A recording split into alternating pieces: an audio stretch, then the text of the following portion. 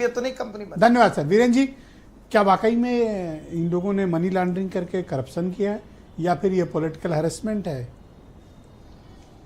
देखिए, इस देश में जांच हमेशा होती रही है, भ्रष्टाचार की भी जांच होती रही है, राजनीतिक दलों पे आरोप लगते रहे हैं। कांग्रेस में बोफोर्स घोटाले का आरोप लगा था जब बीपी सिंह प्रधानमंत्री बने, और जब इस देश में इमरजेंसी लगी तब भी बहुत सारे लोगों के साथ ज्यादती हुई।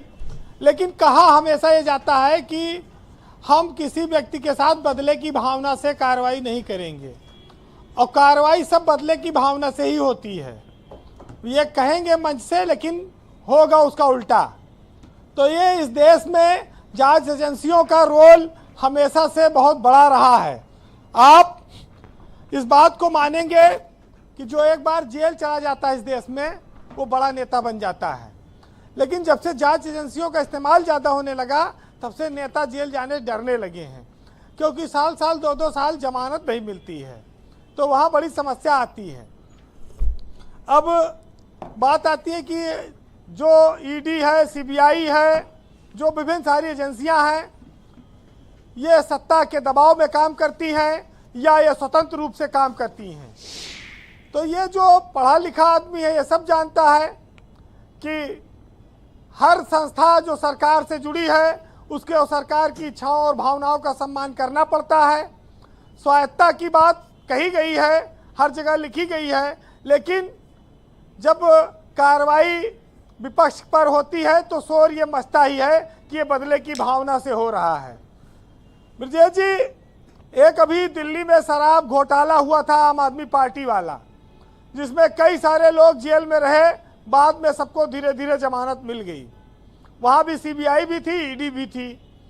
तो नेताओं को 4-6 महीना, साल 2 साल जेल में कई बार रहना पड़ता है, और बाद में फिर उनको बाहर आ जाते हैं अगर सबूत नहीं मिलता। के कविता के मामले में भी यही हुआ, उनको जमानत मिल गई।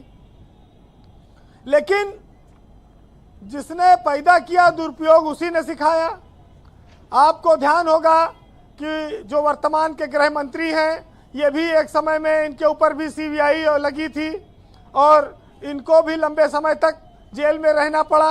उस समय राज्य सरकारें इस तरह से चलती थी कि दिल्ली से कहा जाता था कि उनको परेशान किया जा रहा है। गुजरात में भी ये हुआ, और कई नेताओं ने संसद में बोला है कि 15 मिनट के लिए ईडी और सीबीआई हमें दे दो, फिर हम सबको सही कर देंगे। ये सब क्यों बोला जाता है? क्योंकि वो जानते कि हमने अब हिसाब से हम चला लेंगे इसको, तभी बोला जाता है। और पिजड़े का तोता वाला शब्द तो काफ़ी प्रचलित है। अपने यहाँ सीबीआई के नाम न लो, पिजड़ा तोता कह दो, लोग समझ जाते हैं कि किसके लिए कहा जा रहा है। तो ये राजनीतिक रूप से जो कार्रवाई हो रही है, इसको हम लोग जायज़ या नाजायज़ तब ठहरा सकते हैं जब हम लोगों के सामने इस तरह का कोई विचार आए। लेकिन सियासत में कार्रवाइयों से लोगों को फ़ायदा मिलता रहा है, इस बात को उनको समझना होगा। और कहा जाता है कि वृक्ष जो होता है कभी इस बात पर दुखी नहीं होता कि उसके पत्ते झड़ रहे हैं, वो फिर कोशिश करता है, नए पौधे लाता है, बसंत आता है और फिर नई तरह से वो चमकता है। तो सियासत में भी लोगों को ऐसे ही वृक्ष बनना पड़ेगा। केजरीवाल शराब घोटाले में जेल गए थे, तब पूरे विपक्ष ने उनका साथ दिया था।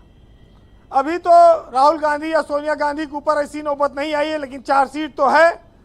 चुनाव से इन सब चीज़ों का मामला जरूर जुड़ा होता है। मैं ये नहीं कह सकता कि इस पर कोई राजनीतिक नहीं है, लेकिन वो कहते हैं ना कि मैं तेरे पिजड़े का तोता और तू मेरी पिजड़े की मैना, लेकिन ये बात किसी से ना कहना। तो ये बात कहो ना, लेकिन लोग सब जानते हैं कि मेरे पास एक पिजड़ा है, उसमें 2 परिंदे हैं जिनको आज़ादी हो, कभी भी उड़ सकते हैं, फिर वो उड़ के उसमें वापस भी आ सकते हैं। ये व्यवस्थाएं हमारे यहाँ बनाई गई हैं और उसी हिसाब से चलती हैं। आज जिस पर गुजर रही है वो झेलेगा, क्योंकि जो लोग सत्ता में बैठे हो तो कहते कानून अपना काम कर रहा है। कभी कांग्रेस के नेता भी यही बात कहते थे कि कानून अपना काम कर रहा है। तो कानून हर सरकार में अपना काम किया। ये अलग बात है कि उसने कभी भाजपा के लिए किया, कभी सपा, कभी कांग्रेस के लिए किया उसने जरूर।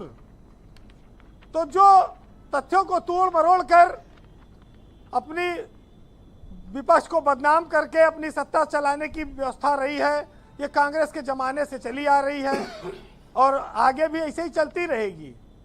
फिलहाल खादी और अवसरवादी जी। इन्होंने संस्थाओं को हमेशा अपने हिसाब से चलाया है। और जहां तक पैसा बनाने की बात है, लूटने पाटने की बात है, तो एक साहित्यकार ने इस पर लिखा है कि तुमहू लूटो हमहू लूटी, लूटे के आज़ादी बा, पर सबसे ज़्यादा वही लूटी जकरे तन पे खादी बा। बहुत शुक्रिया वीरेंद्र जी। असल में आपकी खूबी यही है, एक लाइन में सब बात कह देते हैं। जो अंत वाली लाइन थी वो दुबे जी को हमारे